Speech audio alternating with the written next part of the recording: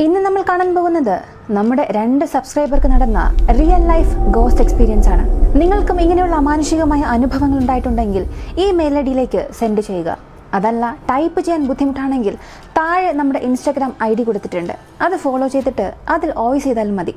നമ്മുടെ ചാനലിൽ ആദ്യമായി വന്നവരാണ്, ഇത്രയും ദിവസം കണ്ടുകൊണ്ടിരിക്കുന്നവരാണ്, ഇതുവരെയും സബ്സ്ക്രൈബ് ചെയ്തിട്ടില്ലെങ്കിൽ ഇപ്പം തന്നെ സബ്സ്ക്രൈബ് ചെയ്ത് സപ്പോർട്ട് ചെയ്യുക.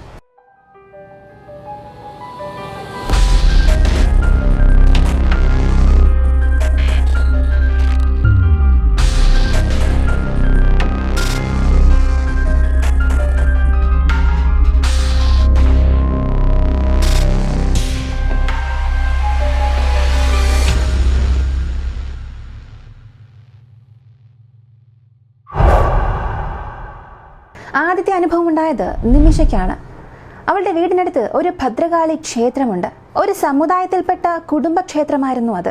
ആ ക്ഷേത്രത്തിന് അടുത്തായി ഒരു ശ്മശാനവുമുണ്ട്. ആ കുടുംബക്കാരുടെ ആരെങ്കിലും മരിച്ചാൽ അവിടെയാണ് ദഹിപ്പിക്കാറുള്ളത്. എന്നാൽ വർഷങ്ങളായി പൂജയും വിളക്കുമൊന്നുമില്ലാതെ ആരും തിരിഞ്ഞു നോക്കാതെ കിടന്ന ആ ക്ഷേത്രത്തെ പിന്നീട് കുടുംബത്തിലെ പുതുതലമുറ ഏറ്റെടുത്ത് നടത്താൻ തുടങ്ങി. അങ്ങനെ ഉറങ്ങിപ്പോയ ദേവിയെ ഗംഭീരമായ ആഘോഷത്തോടുകൂടി പുനഃപ്രതിഷ്ഠ നടത്തി. ഇത് സംഭവിച്ച് കുറച്ചു ദിവസങ്ങൾക്ക് ശേഷം ആ കുടുംബത്തിൽ മോശമായ പല കാര്യങ്ങൾ സംഭവിക്കാൻ തുടങ്ങി. ആളുകൾ ദുർമരണപ്പെടാനും ആത്മഹത്യ ചെയ്യാനും തുടങ്ങി. അമ്പലത്തിലെ പൂജാവിധികൾ യഥാക്രമം ചെയ്യാത്തതുകൊണ്ട് ദുർദേവതയാണ് കുടികൊള്ളുന്നതെന്നും ഇനിയും നാശനഷ്ടങ്ങൾ വരുമെന്നും പ്രശ്നവശാൽ കണ്ടെത്തി. അങ്ങനെയിരിക്കെ നിമിഷയ്ക്ക് +2 പഠിക്കുന്ന വിനു എന്ന ഒരു കസിനുണ്ട്. അവന്റെ ഉറ്റ സുഹൃത്ത് ഒരു ദിവസം വിനുവിന് ഫോൺ വിളിച്ചിട്ട് അവൻ പറഞ്ഞത്, എടാ എനിക്ക് ജീവിതം മടുത്തു, ഞാൻ തീവണ്ടിപ്പാളത്തിൽ കൂടെ നടക്കുകയാണ്, എല്ലാം അവസാനിപ്പിക്കാൻ പോവുകയാണെന്ന് പറഞ്ഞു. ഇത് കേട്ട് വിനുവിന് ഒന്നും തന്നെ മനസ്സിലായില്ല. ഡാ നീ എന്താ പറയുന്നത്, നീ ഇപ്പൊ എവിടെയാണ് എന്ന് അവൻ ആവർത്തിച്ച് ചോദിച്ചു. എന്നാൽ സുഹൃത്തിന്റെ ഭാഗത്ത് നിന്ന് യാതൊരു മറുപടിയും വന്നില്ല. അപ്പൊ തന്നെ ആ ഫോണിൽ ഒരു ഇരമ്പലോടുകൂടി കോള് കട്ടായി. വിനു ആകെ പേടിച്ചു വിറച്ചു. എന്താണ് തന്റെ കൂട്ടുകാരന് പറ്റിയതെന്നറിയാതെ അവൻ തളർന്നു. ആ ഇരമ്പൽ മറ്റൊന്നുമല്ല, സുഹൃത്തിനെ ഇടിച്ചു തെറിപ്പിച്ച ശബ്ദമായിരുന്നു അത്. അച്ഛനും അമ്മയ്ക്കും ആകെയുള്ള ഒരേയൊരു മകൻ, മിടുക്കനായ കുട്ടിയായിരുന്നു. അവൻ എന്തിനിങ്ങനെ ചെയ്തുവെന്ന് ആർക്കും അറിയില്ല. അവന്റെ സംസ്കാര ചടങ്ങുകൾ നടത്തിയതും ആ കുടുംബക്ഷേത്രത്തിനടുത്തുള്ള ശ്മശാനത്തിലായിരുന്നു. കൂട്ടുകാരന്റെ വിയോഗത്തിന് ശേഷം വിനുവിന്റെ മാനസിക നില ആകെ താറുമാറായി. രാത്രികാലങ്ങളിൽ വീട്ടിൽ നിന്നും ഇറങ്ങി വിജനമായ പാടങ്ങളിലും പറമ്പുകളിലും ഓടി ഒളിച്ചിരിക്കാനും വെപ്രാളപ്പെടാനും തുടങ്ങി. ഈ പാടങ്ങൾക്കും പറമ്പിനും തൊട്ടപ്പുറത്താണ് ഈ ക്ഷേത്രവും ശ്മശാനവും ഉള്ളത്. കുറേ ദിവസം ചികിത്സയൊക്കെ നടത്തി. എങ്കിലും വീട്ടിലെ മുറിക്കുള്ളിൽ ഒതുങ്ങിക്കൂടിയ വിനുവിനെ നിമിഷയുടെ സഹോദരൻ പുറത്തേക്ക് കൊണ്ടുപോയി നടക്കാനൊക്കെ തുടങ്ങി. അങ്ങനെ ഒരു ദിവസം ആ ക്ഷേത്രത്തിന്റെ പുനഃപ്രതിഷ്ഠാ മഹോത്സവം വന്നെത്തി. നിമിഷയുടെ സഹോദരൻ വിനുവിനെയും കൂട്ടി വൈകിട്ട് അമ്പലത്തിൽ ഉത്സവം കൂടാൻ പോയി. അവിടെ എത്തിയപ്പോൾ വിനു അതുവരെയും എല്ലാം സാധാരണ രീതിയിലായിരുന്നു. എന്നാൽ പെട്ടെന്ന് വിനു, എനിക്കെന്റെ കൂട്ടുകാരനെ കാണണം, അവൻ എന്നെ വിളിക്കുന്നുണ്ട് എന്ന് പറഞ്ഞ് ആ ശ്മശാനത്തിനടുത്തേക്ക് ഓടാൻ തുടങ്ങി. നിമിഷയുടെ സഹോദരനും പുറകെ ഓടി. കൂട്ടുകാരനെ ദഹിപ്പിച്ചിടത്ത് കിടന്ന് വിനു അട്ടഹസിക്കാനും നിലവിളിക്കാനും തുടങ്ങി. ഇത് കണ്ട് നിമിഷയുടെ സഹോദരൻ പേടിച്ച് വിറച്ചു നിന്നു.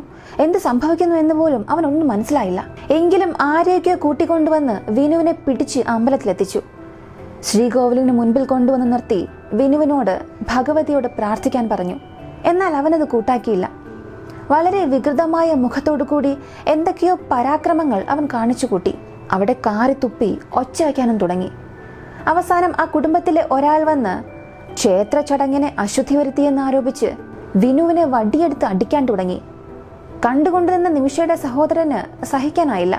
അവൻ അത് തടഞ്ഞു മാറ്റാൻ നോക്കി. എന്നാൽ അയാൾ അവരെ 2 പേരെയും അടിച്ചു. എന്നിട്ട് അവരെ വീട്ടിലേക്ക് പോകാൻ ആവശ്യപ്പെട്ടു.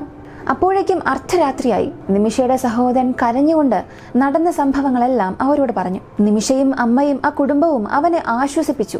ഭക്ഷണം കഴിക്കാൻ ആവശ്യപ്പെട്ടു. അതേസമയം വിനുവിന്റെ വീട്ടിലേക്ക് വിളിച്ചപ്പോൾ അവനിപ്പോൾ കുഴപ്പമൊന്നുമില്ല, ആഹാരം കഴിച്ച് ഉറങ്ങി എന്ന് പറഞ്ഞു. അതിനാൽ നിമിഷ സഹോദരന് ഭക്ഷണം കൊടുത്തു. അവൻ ആ ചോറിനെ തന്നെ നോക്കിയിരുന്നു. ഒരു നിമിഷം കൊണ്ട് അവന്റെ മുഖഭാവമെല്ലാം മാറി. വളരെ ഭീകരമായ ശബ്ദത്തോടുകൂടി ചോറ് തട്ടിത്തെറിപ്പിച്ചുകൊണ്ട് അകത്ത് കയറി വാതിലടച്ചു.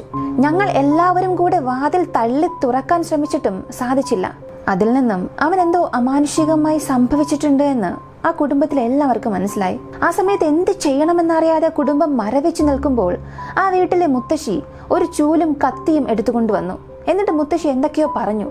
പെട്ടെന്ന് അവൻ വാതിൽ തുറന്നു. പഴയ കാരണവർമാർ പറയുന്നത് പരകായ പ്രവേശം നടത്തിയ ആത്മാക്കൾ ചൂരും കത്തിയും കാണിച്ചാൽ അകന്നു പോകും എന്നാണ്. അത് സത്യമാണെന്ന് അന്ന് നിമിഷയ്ക്ക് മനസ്സിലായി. കാരണം അച്ഛനും അമ്മയും അവളും കൂടെ അവനെ പിടിച്ചിട്ടും തടഞ്ഞു നിർത്താനേ സാധിച്ചില്ല. എത്രയോ തവണ അവനെ വിളിച്ചു, അവൻ കതക് തുറന്നേയില്ല. അവർ മുറിക്കുള്ളിൽ കയറിയപ്പോൾ അവൻ ഒരു മുണ്ടുകൊണ്ട് തൂങ്ങി മരിക്കാനുള്ള ഒരു കുരുക്ക് ഉണ്ടാക്കിയിട്ടിരിക്കുന്നത് കണ്ടു. അവളുടെ അച്ഛൻ അപ്പ തന്നെ അത് അഴിച്ചു കളഞ്ഞു. ഇത് കണ്ട് അവരെല്ലാവരും ഒരുപാട് ഭയന്നു. എന്ത് ചെയ്യണമെന്നറിയാതെ വല്ലാതെ ദുഃഖിച്ചു.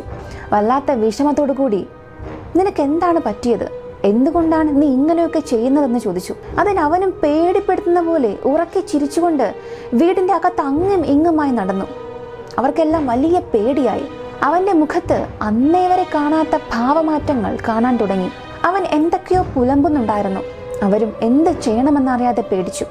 ആ സമയത്തായിരുന്നു തൊട്ടപ്പുറത്തെ വീട്ടിൽ താമസിക്കുന്ന വെല്ലച്ചിനെയും വീട്ടുകാരെയും വിളിച്ചു വരുത്തി. എന്നാൽ നിമിഷയുടെ സഹോദരൻ ഒരു ക്ഷമയുമില്ലാതെ വീടിനകത്ത് നടന്നുകൊണ്ടിരുന്നു. വീണ്ടും മുറിക്കകത്ത് കയറി വാതിൽ അടയ്ക്കാൻ നോക്കിയപ്പോൾ അവർ 6 പേരും കൂടെ അവനെ പിടിച്ചു നിർത്താൻ നോക്കി. എന്നാൽ ആ 6 പേരുടെയും ശക്തി ഒന്നുമല്ല എന്ന് തോന്നിപ്പിക്കുന്ന ഒരു സാഹചര്യമായിരുന്നു അവിടെ. അവരെല്ലാവരും ഒരുപാട് കഷ്ടപ്പെട്ടു. ആ സമയത്ത് നിമിഷയുടെ വെല്ലിച്ചന്റെ വീട്ടിൽ നിന്നും വേളാങ്കണ്ണിയിൽ നിന്ന് കൊണ്ടുവന്ന മാതാവിന്റെ രൂപവും വെന്തരിച്ച കൊന്തമാലകളും അവന് മീതെ ചേർത്ത് വെച്ചപ്പോൾ അവൻ നിലത്ത് വീണു. എന്നാൽ അങ്ങനെ വീണ് കിടക്കുമ്പോഴും അവൻ എന്തൊക്കെയോ പറയുന്നുണ്ട്. എന്നെ വിട്, എനിക്കെന്റെ കൂട്ടുകാരനെ വേണം, അവനെ കൊണ്ടുപോകാനാണ് ഞാൻ വന്നത്. ഇങ്ങനെ പറഞ്ഞ് അവൻ തളർന്നുറങ്ങി. ആ സമയം അവർ അവന്റെ കയ്യിലും കാലിലും കൊന്ത കെട്ടിവെച്ചു. അവരെല്ലാവരും അവന് ചുറ്റും അങ്ങനെ ഇരുന്നു, അവനെ തന്നെ നോക്കിക്കൊണ്ടിരുന്നു, അടുത്ത് എന്ത് സംഭവിക്കുമെന്നുള്ള ഭയത്തോടുകൂടി. അങ്ങനെ അവരും ക്ഷീണത്തിൽ മയങ്ങിപ്പോയി. പെട്ടെന്ന് വലിയൊരു ഒച്ച കേട്ട് ഉണർന്നു. നോക്കുമ്പോൾ അവൻ ഉറക്കമെഴുന്നേറ്റ് നിൽക്കുന്നു. കയ്യിലും കാലിലും കൊന്ത കെട്ടിയതുകൊണ്ട് അവൻ ദേഷ്യപ്പെട്ടു. എനിക്കിതൊന്നും ഇഷ്ടമല്ല എന്ന് നിങ്ങൾക്ക് അറിഞ്ഞുകൂടെ എന്ന് പറഞ്ഞ് അവർ മുറുക്കി കെട്ടിയിരുന്ന കൊന്തച്ചരടുകൾ ഒറ്റവലിക്കെല്ലാം പൊട്ടിച്ചെറിഞ്ഞു. പിന്നീട് സംഭവിച്ചത് കണ്ട് അവരെല്ലാവരും ഭയന്ന് വിറച്ചു. അവൻ കാലിലെ പെരുവിരൽ മാത്രം നിലത്ത് തൊട്ടു തൊട്ടില്ല എന്ന മട്ടിൽ മുകളിലേക്ക് കൈകൾ ഉയർത്തി നിൽക്കുന്നു. അവന്റെ കൈകൾ മുകളിലേക്ക് ആരോ പിടിച്ച് തൂക്കി വലിക്കുന്നത് പോലെ അവൻ കാൽ പെരുവിരൽ ഊന്നി നിലത്തുകൂടെ നിരങ്ങി നിരങ്ങി അങ്ങനെ നടക്കുകയും അല്പസമയത്തിൽ ബോധനഷ്ട താഴെ വീഴുകയും ചെയ്തു. ഇത് കണ്ട കുടുംബത്തിന് ഒന്നും വിശ്വസിക്കാൻ സാധിക്കുന്നില്ല. ഇതൊക്കെ സത്യമാണോ എന്ന സംശയം പോലും എല്ലാവർക്കും ഉണ്ടായി. അപ്പോഴേക്കും നേരം പുലരാറായി. എല്ലാവരും അവനെ തന്നെ നോക്കി നേരം വെളുപ്പിച്ചു. അവനും ഉറക്കമുണർന്നു. അപ്പോഴാണ് അവന്റെ ആ പേടിപ്പെടുത്തുന്ന മുഖഭാവം അവനിൽ ഇല്ല എന്ന് അവർക്ക് മനസ്സിലായത്. കാരണം ആ രാത്രി മുഴുവനും അവന്റെ മുഖത്ത് നോക്കുമ്പോൾ അന്നുവരെയും ഇല്ലാത്ത ഒരു ഭാവമായിരുന്നു. ഈ സംഭവത്തിലൂടെ നിമിഷയ്ക്ക് തോന്നിയത് വിനുവിന്റെ മരിച്ചുപോയ കൂട്ടുകാരന്റെ ദുരാത്മാവ് ശ്മശാനത്തിൽ വെച്ച് ഇവനിൽ പ്രവേശിച്ചിരിക്കാം എന്നാണ്. ആ ഒരു രാത്രി ഇപ്പോഴും അവർക്ക് ഒരു പേടി സ്വപ്നമാണ്. കുറെ ദിവസങ്ങൾ വഴിപാടും പൂജയും ചെയ്താണ് അവനെ സാധാരണ നിലയിലേക്ക് കൊണ്ടുവന്നത്. അന്നുവരെയും ഇതുപോലെ ഭൂതപ്രേതങ്ങൾ ഇല്ല എന്ന് വിശ്വസിച്ച നിമിഷയ്ക്ക് അനുഭവത്തിൽ വന്നപ്പോൾ അത് മനസ്സിലായി. ദൈവമുണ്ടെന്നും ചെകുത്താനുണ്ടെന്നും മനസ്സിലായി. ദൈവപ്രീതി നടത്താതെ അമ്പലങ്ങൾ മുടിയുമ്പോൾ ദൈവത്തെ ഇറക്കിവിട്ട് ചെകുത്താൻ അവിടെ കയറിയിരിക്കും. ഈ ഒരു വീഡിയോയെക്കുറിച്ചുള്ള നിങ്ങളുടെ അഭിപ്രായം എന്താണ്? നിങ്ങളുടെ വീടിനടുത്ത് ഇങ്ങനെ പൂജയും വഴിപാടുമൊന്നും നടത്താതെ ഒഴിഞ്ഞു കിടക്കുന്ന അമ്പലങ്ങളുണ്ടോ? അതിനടുത്തായി ഇങ്ങനെയുള്ള ശ്മശാനങ്ങളുണ്ടോ? അവിടെ ഇങ്ങനെയുള്ള അമാനുഷികമായ സംഭവങ്ങൾ നടക്കുന്നുണ്ടോ? നിമിഷയ്ക്കുണ്ടായ ഈ ഒരു അനുഭവത്തെക്കുറിച്ചുള്ള നിങ്ങളുടെ അഭിപ്രായം കമന്റിൽ പറയുക.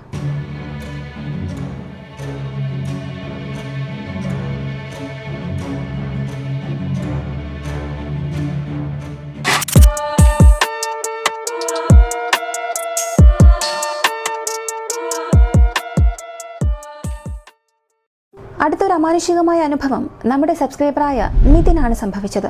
എറണാകുളത്ത് നിതിന്റെ വീട് ഒരു ഗ്രാമത്തിലെ മലയുടെ മുകളിലായിരുന്നു. അവൻ ആ സമയം 10ാം ക്ലാസ് പഠിക്കുകയാണ്. ഒരു ദിവസം സ്കൂളിൽ നിന്നും ടൂർ പോകാൻ തീരുമാനിച്ചു. തിരുവനന്തപുരം കന്യാകുമാരി ടൂറായിരുന്നു അത്. 3 ദിവസത്തെ ട്രിപ്പായിരുന്നു. അതിനാൽ 3ാം ദിവസം രാവിലെ തിരികെ എത്തും എന്നായിരുന്നു അവൻ വീട്ടിൽ പറഞ്ഞത്. പക്ഷേ ചില സാഹചര്യം കൊണ്ട് 2 ദിവസം കൊണ്ട് ടൂർ പൂർത്തിയാവുകയും രാത്രി ഒരു 11 മണിയോടുകൂടി അവൻ സ്ഥലത്തെത്തി. ബസ്സിൽ നിന്നും ഇറങ്ങി അവൻ വീട്ടിലേക്ക് പോകാനുള്ള പദ്ധതിയിലായി. പക്ഷേ രാത്രി ആ മല കയറി വീട്ടിലെത്തുക വളരെ പ്രയാസമുള്ള കാര്യമാണ്. കാരണം ആ സമയത്ത് അധികം വെളിച്ചമൊന്നും ഉണ്ടാവുകയില്ല. പല വീടുകളിലും കറണ്ട് പോലുമില്ല. നിതിന്റെ കൂടെ 2 സുഹൃത്തുക്കളും ഉണ്ടായിരുന്നു. 3 പേരും രാത്രി ആ 11 മണിക്ക് മല കയറി വീട്ടിലേക്ക് നടന്നു. നടന്ന് പകുതി എത്തിയപ്പോൾ അവരുടെ ശരീരം കുളിരു കോരാൻ തുടങ്ങി. ഒരു പക്ഷേ ആ സമയത്തെ തണുപ്പ് കൊണ്ടായിരിക്കാം അങ്ങനെയെന്ന് അവർ അത് വലിയ കാര്യമാക്കിയില്ല.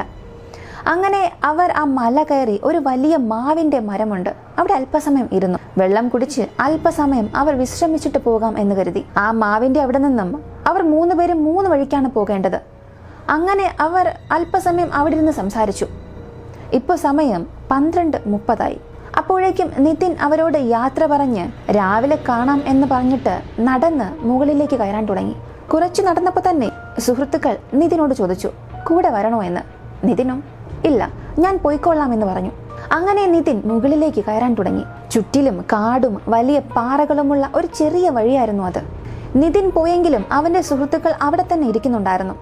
അവൻ അങ്ങനെ നടന്ന് പോയപ്പോൾ ആരോ കൂവി വിളിക്കുന്നത് പോലെ ഒരു ശബ്ദം അവന് കേട്ടു.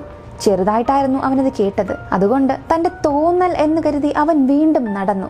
കുറച്ചു ദൂരം എത്തിയപ്പോൾ നിതിന്റെ മുൻപിലുള്ള ഒരു വലിയ പാറയുടെ മറവിൽ ആരോ നിൽക്കുന്നത് പോലെ അവന് തോന്നി. പക്ഷേ നിതിൻ അത് തോന്നലായിരിക്കാം എന്ന് കരുതി വീണ്ടും നടന്നു. എന്നാൽ ആ പാറയുടെ നേരെ എത്തിയപ്പോൾ അത് നിതിനെ നോക്കി എന്ന് വിളിച്ചു. നിതിനും ആ സൈഡിലേക്ക് തിരിഞ്ഞു നോക്കി. ആ സമയത്ത് നല്ല തടിച്ച് നല്ല പൊക്കമുള്ള ഒരു മനുഷ്യൻ. അയാളുടെ ശരീരം നിറയെ രോമങ്ങളായിരുന്നു. ചുരുണ്ട മുടി കഴുത്തുവരെ കിടപ്പുണ്ട്. ഒരു കറുത്ത രൂപമായിരുന്നു അത്. അയാൾ അവനെ നോക്കി തലയാട്ടി വിളിക്കുന്നത് പോലെ അവന് തോന്നി. നിതിനും എന്ത് ചെയ്യണമെന്നറിയാതെ ഓടാൻ തുടങ്ങുന്നതിന് മുൻപ് ഒന്ന് ചിന്തിച്ചു. വീട്ടിലേക്ക് പോകണമെങ്കിൽ മുഴുവൻ കയറ്റവും കയറണം. നിതിനെ കൊണ്ട് ഓടി എത്താൻ സാധിക്കില്ല. താഴേക്ക് പോകാം എന്ന് ചിന്തിച്ച് അവൻ കരഞ്ഞുകൊണ്ട് താഴേക്ക് ഓടി. അപ്പോഴേക്കും താഴെ ഉണ്ടായിരുന്ന അവന്റെ കൂട്ടുകാർ അവനെ കണ്ട് മുൻപിലേക്ക് ഓടി വരാൻ തുടങ്ങി. അവനോട് എന്ത് പറ്റി, നീ എന്തിനാണ് ഓടി വരുന്നത് എന്ന് ചോദിച്ചു. അവനും കരഞ്ഞുകൊണ്ട് കാര്യം പറഞ്ഞു. അവന്റെ കണ്ണിലെ ഭയം അവർക്ക് മനസ്സിലായി. അതിനാൽ അവർ 3 പേർക്കും അവിടെ നിന്ന് വീട്ടിലേക്ക് പോകാനുള്ള മനസ്സേ വന്നില്ല. അങ്ങനെ 3 പേരും വെളിച്ചം വരും വരെ ആ മാവിന്റെ ചുവട്ടിൽ അങ്ങനെ ഇരുന്നു. നേരമൊന്ന് വെളുത്തപ്പോൾ ഒരല്പം വെളിച്ചം വന്നപ്പോൾ എല്ലാവരും അവരുടെ വീടുകളിലേക്ക് പോകാൻ തുടങ്ങി. നീതിനും വീട്ടിലേക്ക് പോകുന്ന വഴി ആ സ്ഥലം ഒന്നുകൂടെ നോക്കി.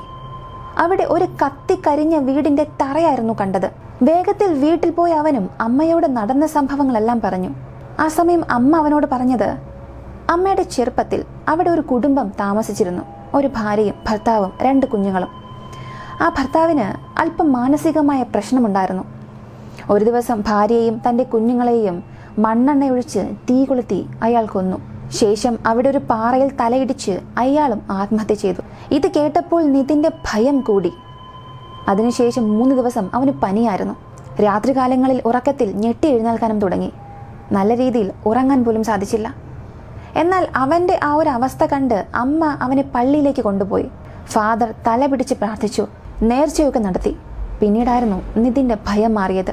ഇന്ന് നമ്മൾ കണ്ട ഈ 2 അമാനുഷികമായ അനുഭവങ്ങളെക്കുറിച്ചുള്ള നിങ്ങളുടെ അഭിപ്രായം കമന്റിൽ പറയുക. കേൾക്കുമ്പോൾ നമുക്കൊരു പക്ഷേ വളരെ സാധാരണമായി തോന്നിയേക്കാം. എന്നാൽ ഇത് അനുഭവിച്ചറിഞ്ഞവർക്ക് മാത്രമേ ആ ഒരു നിമിഷത്തെ ഭയം ഉൾക്കൊള്ളാൻ കഴിയുകയുള്ളൂ. ഇതുപോലുള്ള അനുഭവങ്ങൾ നിങ്ങൾക്കുണ്ടായിട്ടുണ്ടെങ്കിൽ മെയിൽ ഐ ഡിയിലേക്കോ നമ്മുടെ ഇൻസ്റ്റാഗ്രാം ഐ ഡിയിലേക്കോ അല്ലെങ്കിൽ വാട്സപ്പ് ചാനലിലേക്കോ അയച്ചു തരിക. ഇവിടെക്കുറിച്ചുള്ള നിങ്ങളുടെ അഭിപ്രായം കമന്റിൽ പറയുക. വീഡിയോ ഇഷ്ടമായ ലൈക്ക് ചെയ്യുക, ഷെയർ ചെയ്യുക. നമ്മുടെ ചാനൽ ആദ്യമായി കാണുന്നവരാണെങ്കിൽ മറക്കാതെ സബ്സ്ക്രൈബ് ചെയ്ത് സപ്പോർട്ട് ചെയ്യുക. മറ്റൊരു വീഡിയോയുമായി വീണ്ടും കാണാം.